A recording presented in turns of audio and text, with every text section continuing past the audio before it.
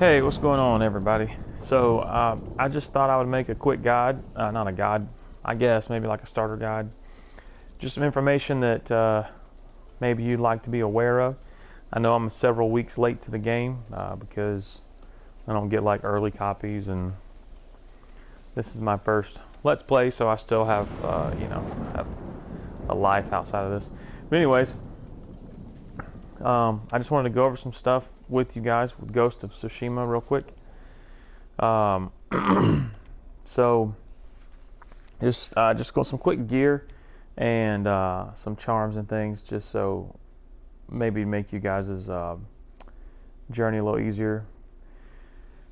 So first things first, we'll start here with the katana and the tanto. So obviously these aren't customizable, they're not they're not exchangeable. There's no other weapons in the game, so this is just it. So you just upgrade them. So the first two, and as you complete fox dens, then more of these charm slots will become available. As it starts, you only have two, the top two that are in gold. So these are called major charm slots, and these are minor charm slots. So the only the only minor charm that I can really really say anything about is this charm of Inari's Might. I'm not. I mean, none of these minor charms are really, they're not really outstanding in any way. Some do different things for stealth, and some do different things for defense, and some do different things for offense. I like this one because once you reach, I think, 20 Inari shrines, you get this this charm, and it increases melee damage and health first by a minor amount, and then the more Inari shrines you complete, it ups the effect of this charm and one other one, which I'm not even going to bother to mention. This is the only minor one that I even care about. So the major ones, though, are nice. This charm of Mizu no Kami, it gives you a greater parry window for parries, perfect parries, and perfect dodges. I still suck at perfect parries and perfect dodges, even with this on. But parries, thankfully, or I call them deflects because that's what they feel more like, is just a deflect, are easy to perform anyway. As long as you're in the neighborhood of the attack, you'll get it off. And I really like having this one on for ghost work, not straight up combat, but ghost work. Wind chimes, whenever, we'll get to those in just a minute, they're throwable. So you throw them to make a noise, causes the enemy to come check it out. At some point, and you can look up when if you want to. I'm not going to give any spoilers in this video. Maybe one tiny one at the end. But we'll get there. Wind chimes release poison vapors that kill enemies who pick them up. This is not a maybe it will. This is 100%. If they go over there and investigate the wind chime, it kills them in a pretty nasty way. It's pretty fun to watch. So these are all of the major charms that I've gotten so far. You have some that I don't really care about, like, I am rarely below 50% health because I like to stay topped off, so I don't ever use that. Or that because I suck at perfect dodges. This one's good. You stagger an enemy, he stays in a position for 6 seconds where you can just beat the snot out of him without being interrupted. 30% chance of knockdown. You get an arrow back with that one. This one's nice for ghost work. Arrows are silent on impact. I used that a lot in my last Let's Play video. I think part 29 or 30. I forget which it is. Really, really works well. Several guys sitting around a campfire, pop one with an arrow. Unless they see him go down, it doesn't alert anyone. I used this one for a long time. When you kill an enemy, it restores a moderate amount of health. You get this pretty early on, and you get these by completing Shinto shrines. So, and other ways, but so anyways, I got this one. I used it for a while because it was really nice every time you killed somebody. So in a big fight, you know, if you were able to get 2 or 3 or 4 off without taking any damage, then that actually could be a game changer. Iron Will is a technique that we'll get to, but this recovers 50% of your maximum health when you use Iron Will instead of, I think the initial is like 25%. This is a good one. Charm of Okuninushi. There we go, I got it out that time. Slowly recover health out of combat. This doesn't mean just while you're wandering around in the open world. If you are in combat and you're having a hard time, you drop a smoke bomb, you get out of dodge, and as long as you exit combat, you will start regaining health. It's pretty sweet.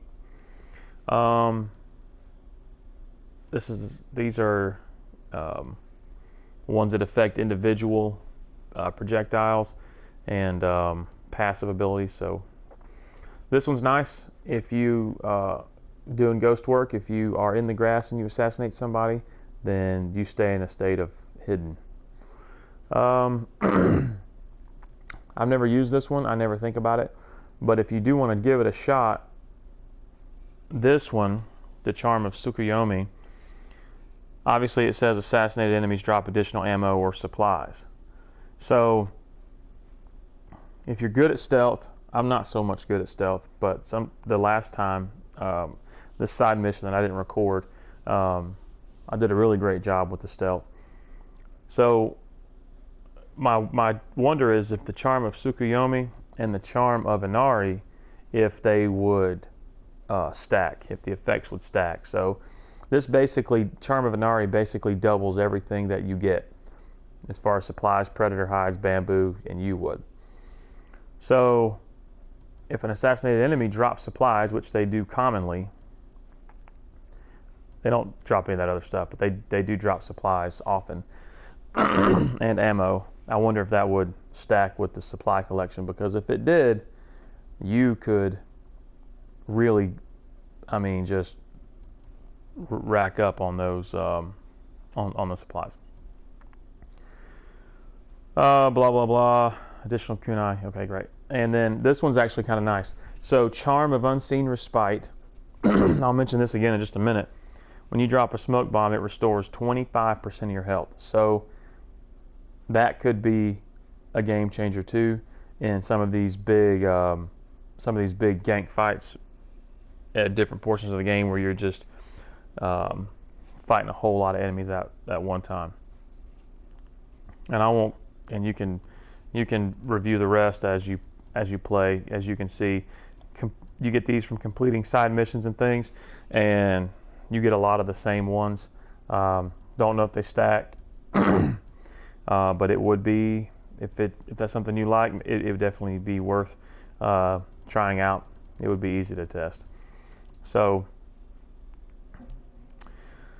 2 major slots, 4 minor charm slots. If you click on these, you can't even get the options for the gold ones. So moving on, outfits. Let's start up here. This is the armor you start with, nothing to spend time on. So this you get for buying the deluxe edition. I wouldn't do it. To me, it wasn't worth it. And the reason it wasn't worth it is because you get this armor so soon. Like I said, no spoilers, so I'm not going to say, I'm not going to tell you what mission or any of that stuff. Just know that within the first 10 hours of the game, I had Samurai Clan, Tadayori's from doing a side mission, Ronin. So, and the Ronin attire is nice because even at base, which none of these stats are, but even at base, it's a really good sneak armor for ghost work. And you get this, which is nice for tracking, obviously, artifacts, and you clear more fog of war when you're traveling with this on. And this is what I'm at now, 20% fog of war, and then the controller will vibrate when you're within 30 meters of an artifact. Artifact is any kind of key item. It doesn't mean ammo or supplies. It means like records or Mongolian artifacts, Sashimono banners, things like that. So Gosaku's is a Side mission is a side quest armor, which, I mean, it's all right. You can see maxed out what it does. Killing a staggered enemy restores 20% of health. So if that sounds like something useful to you, massive increase to health and something to stagger damage, major. All right. The armors that I used this because this is a tanky kind of armor. Unless you're playing lethal difficulty, you can really take some hits before going down with this armor on, especially when you have it. I have it at level 3. Level 4 just changes and resolve. So when you're at least at level 3, you can take some good damage before going down. This is for you bow guys out there. If you like to use your bow, if you max this thing out, you get a lot of a lot of good passive effects like this concentration meter, which we'll talk about in just a second.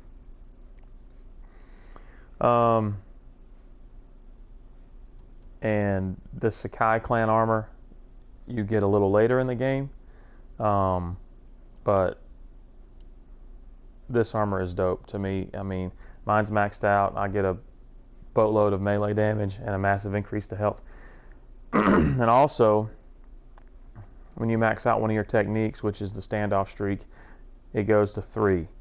However, when you're wearing this armor, you get 2 additional ones. So, and we'll go over standoffs in just a minute, but you can get up to 5 while wearing this armor. Ghost armor is a progression armor. Obviously, like the Sakai clan armor, you get it as you progress through the game. So, what's really nice about this is I have stopped using the Ronin attire once I got this because the enemies pick up on me a lot slower with this. When you get Ghost Stance at a point in the game, it requires 7 kills without taking damage in order to activate it. When this is maxed out, that reduces that number by 2, which is really nice. And kills have a 30% chance to terrify a nearby enemy, which is super nice because it feels like it happens all the time. So there's always somebody running away or somebody I can insta-kill or execute right there on the ground.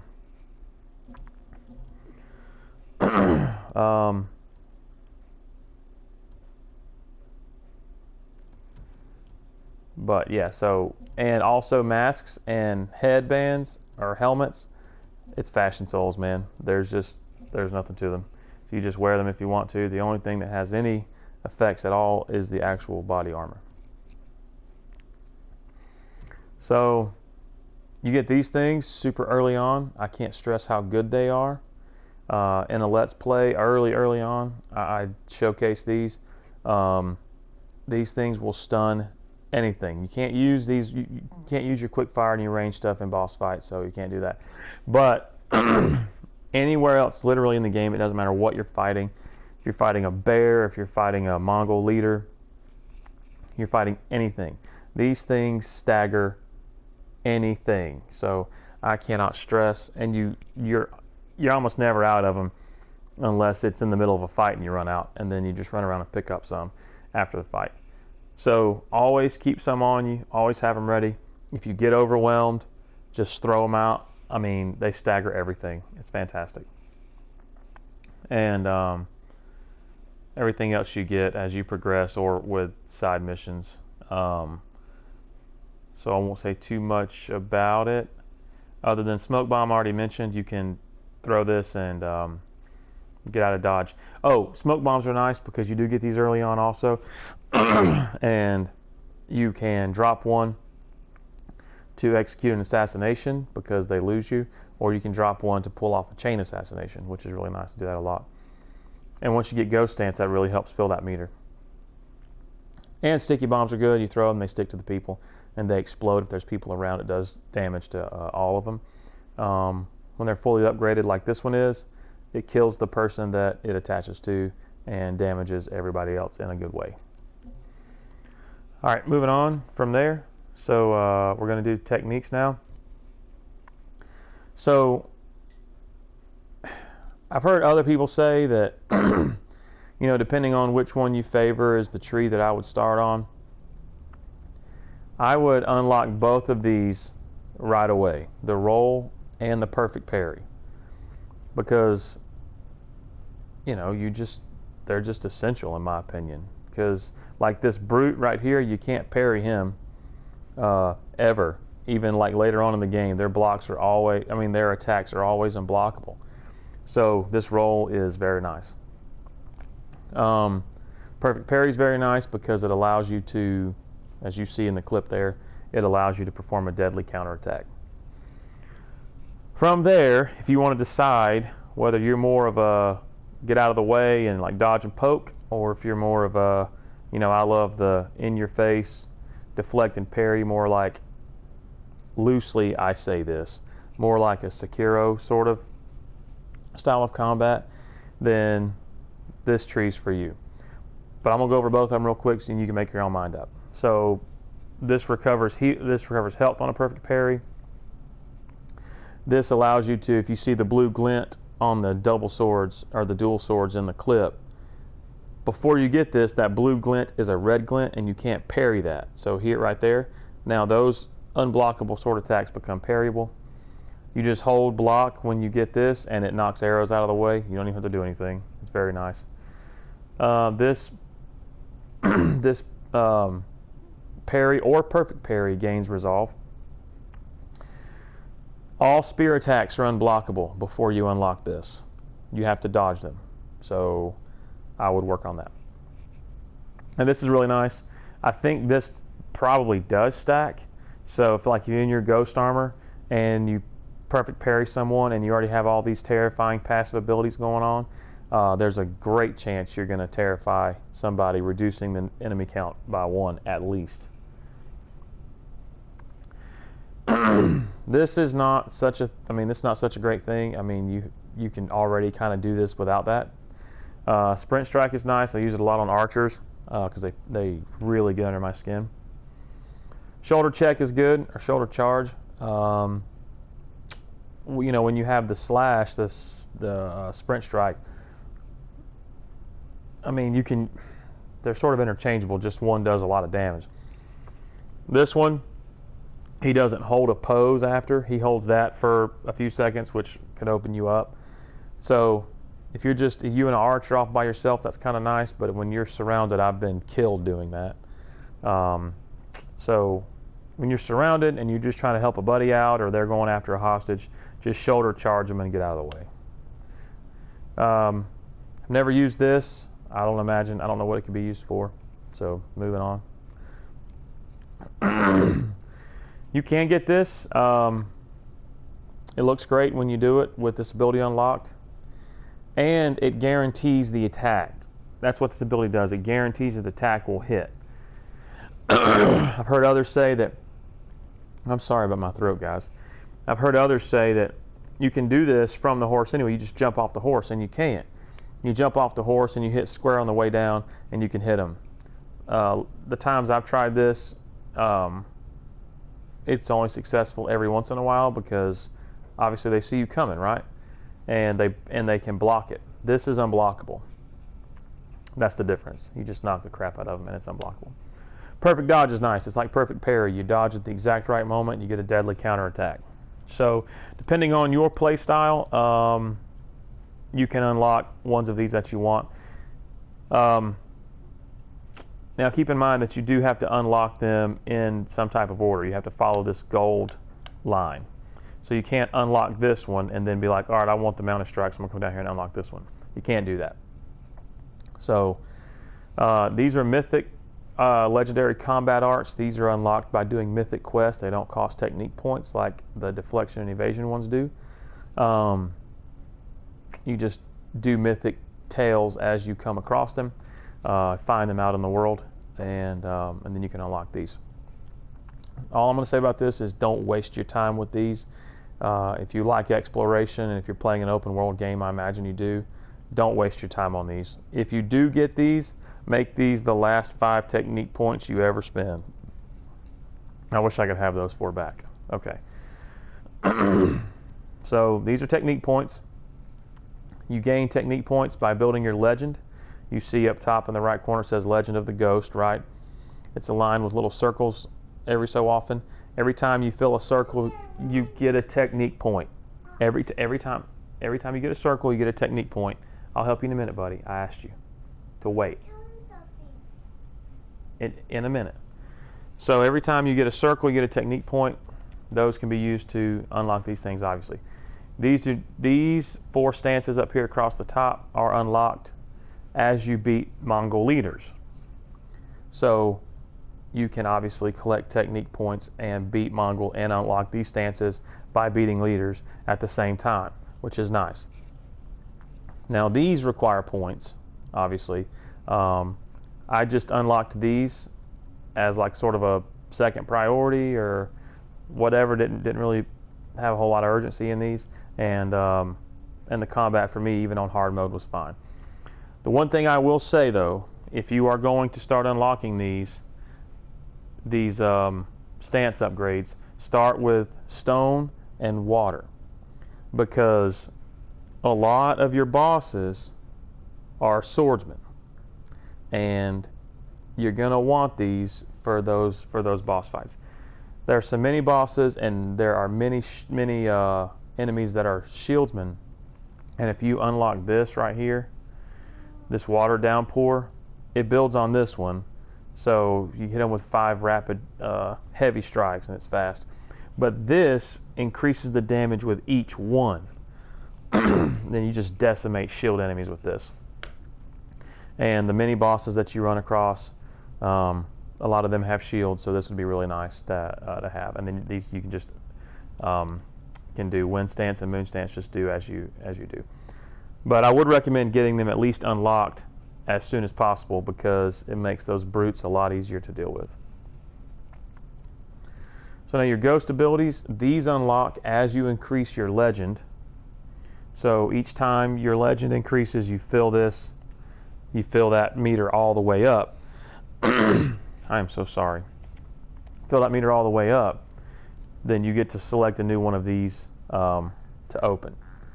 So that's what I'm saying. You get your smoke bombs pretty early. I would recommend getting the kunai first and the smoke bomb second, and then however you want to do it from there. The wind chimes I seriously underestimated, so I saved them for a while, and wish I had done it earlier. So unlocking all of these and then grabbing the firecracker right here, which is the wind chime upgrade. It's not really a wind chime upgrade, it just, you get the wind chime and the firecrackers. So unlocking all 5 of these and then grabbing this will unlock the achievement for collecting all the ghost weapons. And then you can upgrade these as you wish. It just, once you have them, then I would say spend your technique points how you want to. My opinion in the technique spending would be to max both of these out first. That's what I did, and it really made a difference. And then work on those first 2 stances. And these evolving tactics are just what they are. You continue Jin's journey to learn new combat abilities. These are all learned through progression of the game. So from here though, the ones that I would recommend spending technique points on, initially they're unlocked through progression. You don't have to do anything. Down here you have to spend technique points, okay? So increasing your standoff streak is really nice. Increasing your chain assassination is really nice. You get up to 3 kills with this of people in proximity to each other. And then the other one I would recommend is upping your concentration. So you open up the ability to use the bow. At least just grab this one first if you do nothing else, because it's just going to slow things down for you and give you that little bit of extra time that you need to make that shot. So, and you can go on up, get some concentration cooldowns and stuff. But I was going to mention about Tadayori's armor. This reduced concentration cooldown by 30%. maxed out. When you're wearing Tadayori's armor, which is the archer armor, a headshot restores 50% of this concentration. So you'll see here in the clip when he slows down, there's the little, I don't know if it may be hard to see, but above the crosshairs, there's a little meter that is running out. That's your concentration. So with that armor maxed out, you can restore 50% of that with each headshot. So if you got 3 guys like he has here, it could be that you never run out of concentration before you kill all of them. So it's kind of nice. This is Iron Will. So when you're defeated, when you go down, you run out of health. Iron Will is a last-ditch effort to save yourself. You can bring yourself back. It says it costs 3 resolve. It brings you back at very little health, but that charm will bring you back at 50% health. So research that, figure out where it is, and then you can pick that up if you like it. I just now unlocked this. I mean, the game is not that hard. If you're decent at these kind of games at all, you probably won't spend too much time dying. It is not like Sekiro. It is not like, obviously the difficulty of Bloodborne or Dark Souls. It is not a difficult game. So I didn't even unlock this till Act 3. All right, so that's all I have for this.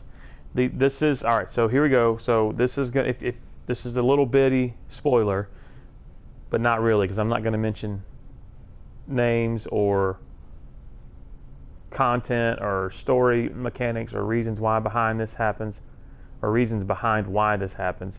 So when you get to Act 3, you're going to be in the 3rd section of the map. So we're going to go here. All right, so you see Kamiagata, right? That's where I am. I'm not going to move down there because I don't want to spoil anything for you. But the middle section is Toyotama, and the bottom section is Izahara. So you start in the bottom section and you work your way to the top of the island. That's how this works. So I'm